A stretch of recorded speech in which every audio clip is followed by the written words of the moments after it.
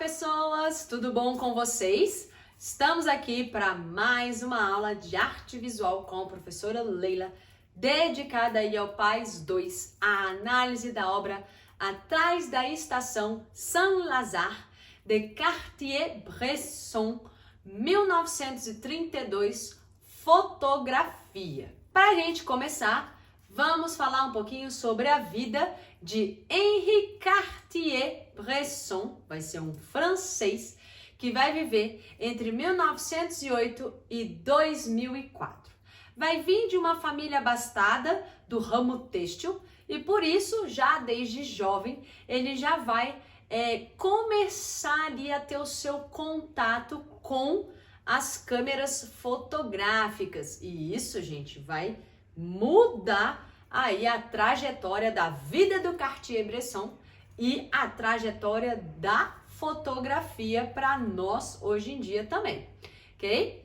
Por quê, gente? Porque Cartier-Bresson vai ser considerado o pai do fotojornalismo, certo? O que isso quer dizer? Que o Cartier-Bresson vai trazer para a gente a concepção e aquela ideia do que é uma fotografia de registro para você associar aí a uma manchete jornalística, certo? Ou seja, uma imagem que ela faz um registro ali histórico relevante para você fazer uma análise, ok? Outras coisas importantes da vida de Cartier-Bresson. Em 1932, que é exatamente o ano aí da nossa obra, ele vai ganhar uma Leica, certo? E aí ele vai começar a aprofundar cada vez mais os estudos dele de fotografia, sabe por quê? Lá bem no comecinho, ele estudava pintura, certo? Principalmente as pinturas surrealistas, que ele gostava muito.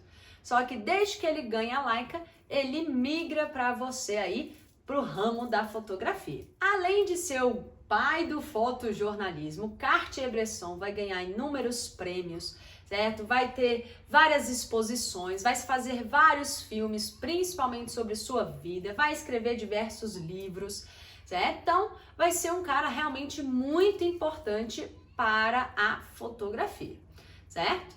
Mas vamos a alguns fatos curiosos de sua biografia. Um é que ele vai se tornar prisioneiro durante a Segunda Guerra Mundial, vai conseguir escapar na terceira tentativa e com isso ele vai fundar um grupo em que ele vai ajudar as pessoas a escaparem, ok, da prisão durante a Segunda Guerra Mundial.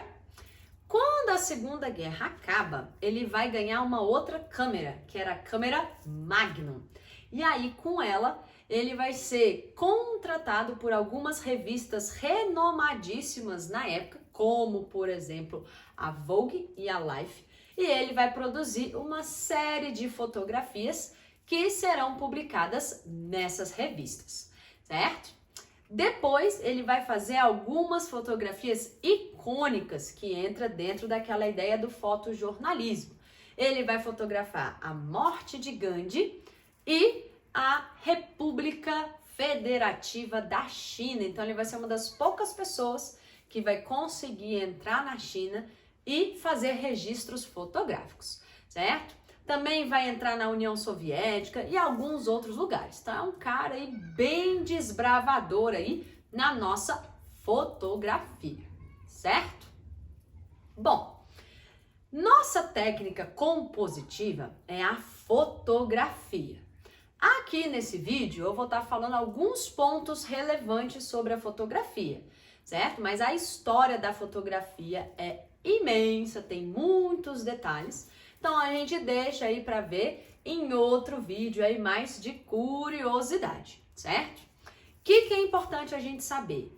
Quando eu estou falando de fotografia, esse nome, né? Foto vem de phos, que significa luz, lá no grego, e grafes significa estilo. Então, fotografia literalmente vai significar desenhar com luz e contraste.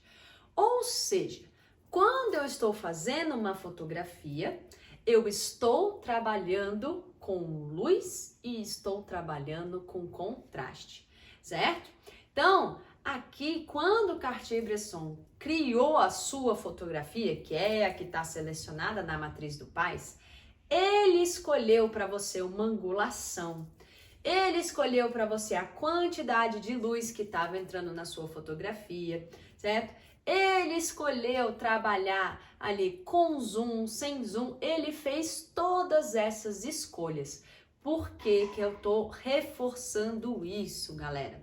Porque a gente tem que pensar que nessa obra, ela é de 1932. Então, eu estou trabalhando com a fotografia que a gente chama que é a analógica. O que isso quer dizer?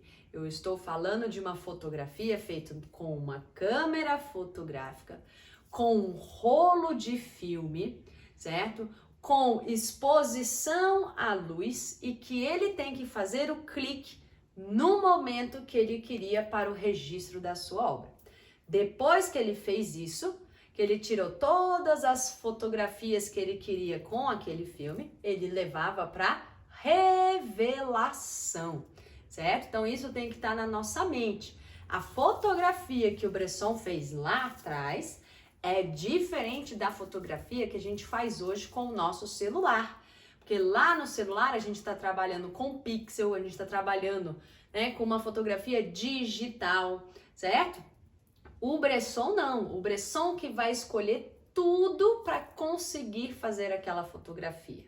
Ah, professora, mas eu escolho também. No nosso celular, galera, o celular já faz isso automaticamente e a gente pode editar depois. Naquela época não se tinha isso.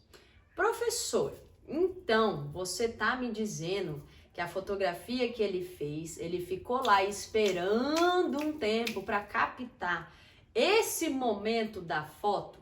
É exatamente o que eu estou falando, ok? Tanto é que uma das características principais, que é o coração do trabalho do Bresson, é a captação do instante, que nas palavras do Bresson, ele chama de captar o momento decisivo. Ou seja, o Bresson ficava horas esperando, olhando aquela paisagem que ele estava fazendo registro e tirava foto naquele momento, certo? Então, isso é uma característica muito forte do trabalho dele, é a alma, vamos dizer assim, o coração dessa obra, certo? Ela é uma foto espontânea, né? Ou seja, ela é uma foto daquele momento. Mais uma diferença do que a gente tem da fotografia de hoje, certo? Hoje em dia, quem é que não adora um selfie? Né? Quem é que não gosta de um selfie? Cartier-Bresson, gente, jamais, certo? Ele odeia, né, as fotos que ele chama ali de artificiais, aquelas fotografias que a gente chama aí de fakes, né? Ou seja, fotografia com edição e fotografia que as pessoas posam para foto. A fotografia dele é espontânea e isso é o que torna o trabalho dele extremamente interessante e é o que vai ser a raiz lá do fotojornalismo, certo? Outra coisa importante em relação à nossa técnica da fotografia. A gente tem que lembrar que como eu tenho filme, eu tenho que fazer a revelação. Então, a fotografia do Bresson, ela foi feita captando um instante e sendo fixada numa superfície sensível, que é o seu rolo de filme, ok? Então, isso são algumas informações importantes que a gente tem sobre a fotografia daquela época, certo? Depois, se você tiver curiosidade, assiste a outra aula que é só sobre a história da fotografia, ok? Bom, vamos então para a nossa análise compositiva, galera. Já falamos que é uma foto espontânea, vai ser uma foto assimétrica, né? Se você passar a linha na vertical, você vai perceber que está desbalanceado os elementos, mas a assimetria aqui ela é proposital, para guiar você a olhar para a sua figura do primeiro plano, que é o homem que está saltando, né? Que é o grande foco, né? É a grande mágica da foto, porque ela consegue captar exatamente o momento do salto para você. Capta ali naquele momento, ok? Reparem que a gente tem o reflexo do homem na água, que é algo também fantástico, ele conseguiu captar exatamente aí, certo? E aí a gente já entra, né, galera, com a nossa mistura interdisciplinar.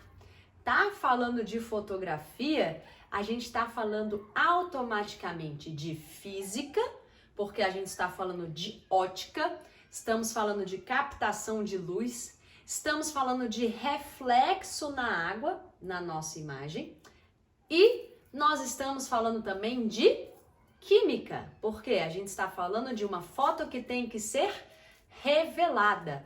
Então você tem todo o processo químico para aparecer, né, vamos dizer assim, entre aspas, surgir aquela imagem, tá? Então são dois conteúdos aí que com certeza a UNB vai estar cruzando para você. Então, além de estar trabalhando então com a assimetria, captação do instante, o reflexo do homem saltando na água, ele está trazendo para você a perspectiva linear, certo? Então é muito interessante porque ele trabalha direitinho com os 3 planos da composição, certo? Tem o homem com o salto e a escada, depois você tem, né, o muro ali e no fundo você tem, no caso ali, a estação de trem.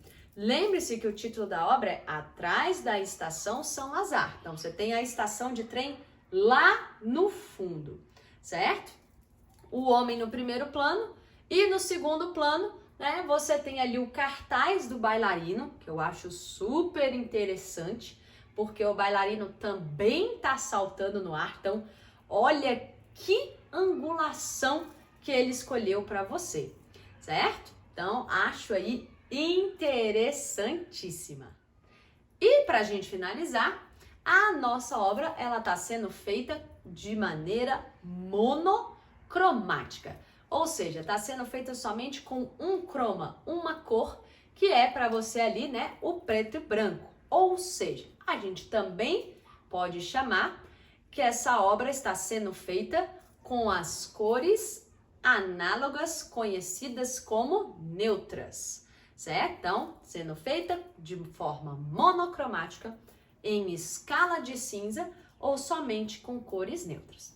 Aí a gente tem que lembrar, Bresson não vai fazer edição, certo? Ou seja, ele opta por fazer a fotografia em preto e branco. Era a escolha artística dele. Lembre-se que o fato dela ser monocromática, ela já vai induzir você a olhar para o conteúdo da sua fotografia. Ou seja, a gente não dispersa olhando as cores, né? Ou seja, procurando cores e tudo mais. Por isso que a prof tá de preto hoje, foi intencional, certo? Ou seja, para a gente não criar ali algumas distrações, né? Ou seja, o batom, né? Aí vermelho, cria um destaque para você.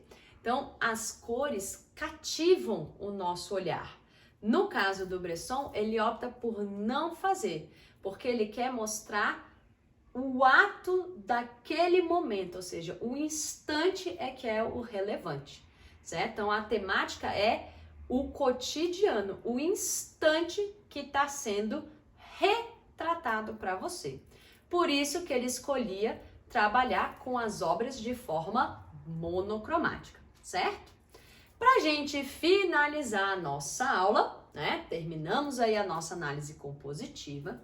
Vou deixar aí de curiosidade algumas outras imagens, né? Ou seja, algumas outras fotografias do Bresson que a prof acha super interessante aí para você.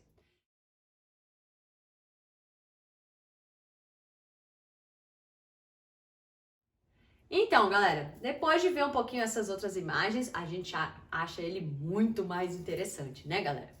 Então, espero que vocês tenham gostado. Fiquem bem. Beijos em todos e todas e tchau, tchau, galera.